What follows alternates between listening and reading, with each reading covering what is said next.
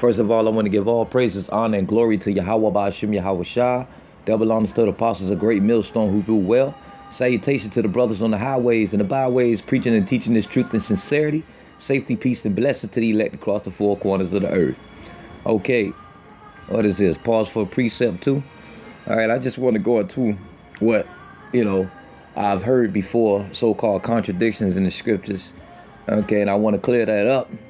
If that brother listening, if not, I just preach it for those who have eyes to see it, ears to hear. All right. The so-called contradiction. Let's go to Revelations 21 and 22. And it reads, and I say, and I saw no temple therein, for the Lord power almighty, and the Lamb are the temple of it. Revelations 21 and 23. And the city had no need of the sun, neither of the moon, to shine in it.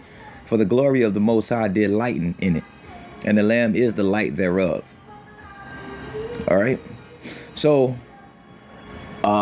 this particular guy, and I guess people that's like him, they would think that's a contradiction because it says no sun and no moon, right? You figuring, okay, ain't gonna be no sun and no moon in the kingdom of heaven.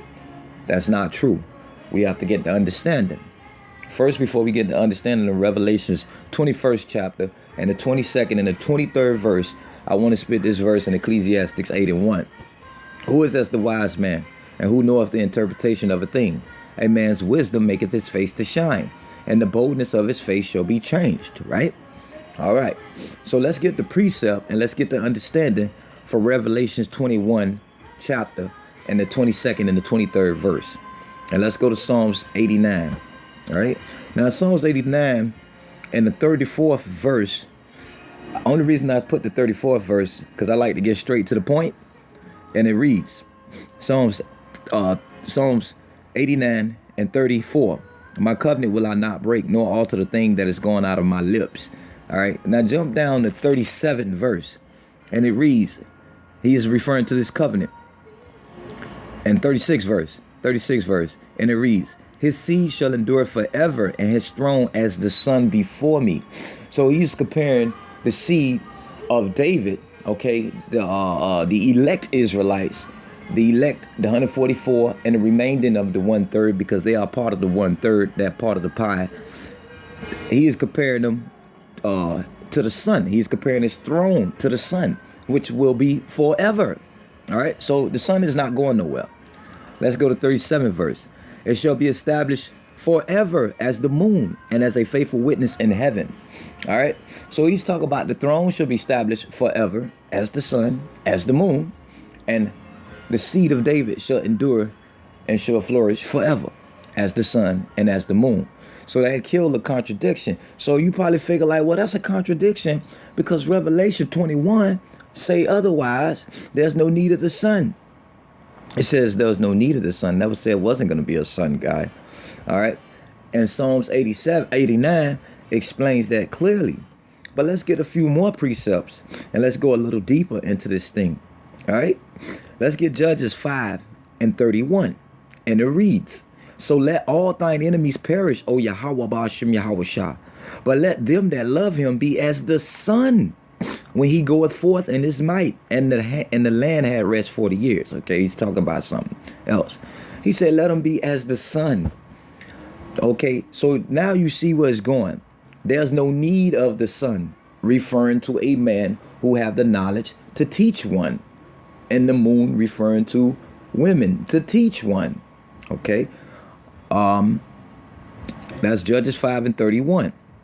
Let's go on there and let me get Daniel 12 and 3. And it reads, and they that be wise shall shine as the brightness of the firmament, and they that turn many to righteousness as the stars forever and ever. So what is the brightness of the firmament?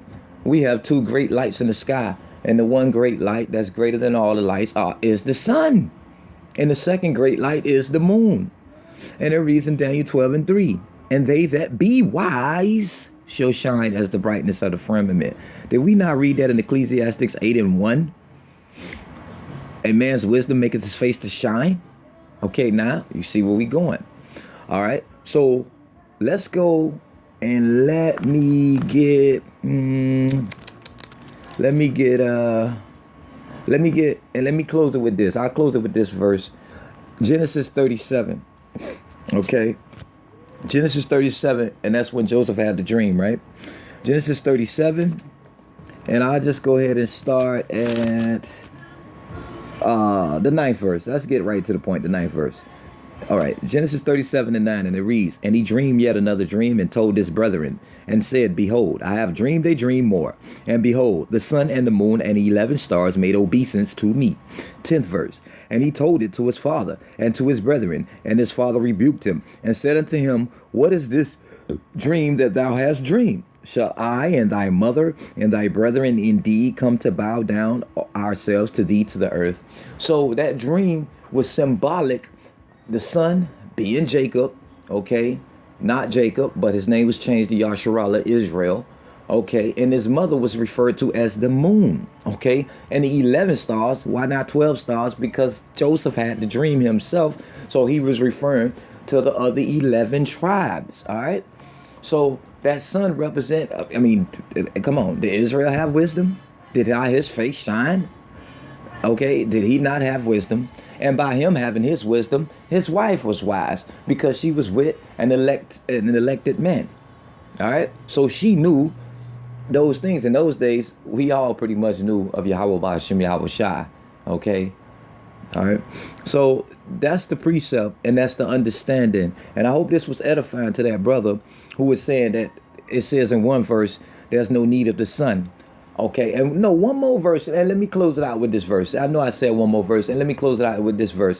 And the reason in Revelations 21, it says it is no need of the sun, neither the moon, because everybody going to know the Lord. And let's get that in Jeremiah 31 and 34. Now, you can read Jeremiah 30, first chapter, and the 33rd verse to get the whole full understanding, but I just want to hit the key point.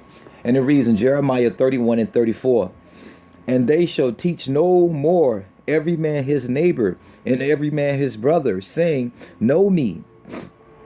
Know the Lord, Yahweh Ba'ashem Yahweh Shai, for they shall all know me, from the least of them unto the greatest of them, saith the Lord. For I will forgive their iniquity, and I will remember their sin no more. Okay, so everybody gonna know the Lord. So that's why he's saying it won't be no need of the sun, nor the moon. That's why it reads in Revelation 21 and 23, and it reads at the last line, and the Lamb is the light thereof. How's the Lamb the light thereof? Because his spirit gonna be in you, as it reads in Jeremiah, the 31st chapter.